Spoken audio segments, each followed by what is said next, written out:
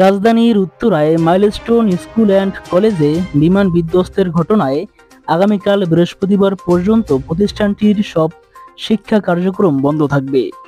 সব ঠিকঠাক থাকলে আগামী রবিবার থেকে শিক্ষা কার্যক্রম পুনরায় চালু হতে পারে বলে জানিয়েছেন প্রতিষ্ঠানটির কলেজ শাখার গণিত বিষয়ের প্রভাষক সাইফুল ইসলাম।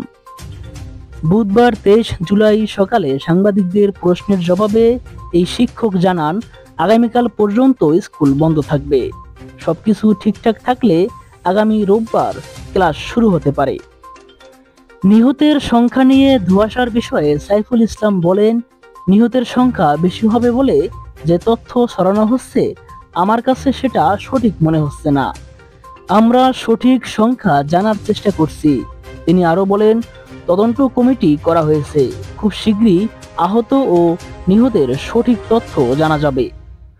অভিযোগের জন্য একটি ডেস্ক খোলা হয়েছে, তবে সেখানে এখন পর্যন্ত কেউ অভিযোগ জমা দিয়েছেন কিনা সেই বিষয়ে কোনো তথ্য পাওয়া যায়নি।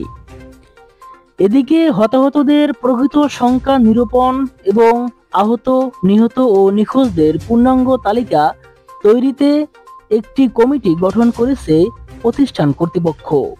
প্রতিষ্ঠানের অধ্যক্ষ মোহাম্মদ জিয়াউল আলমকে সভাপতি করে গঠিত এই কমিটিতে 3 কর্মদিবসের মধ্যে একটি পূর্ণাঙ্গ প্রতিবেদন জমা দিতে বলা হয়েছে।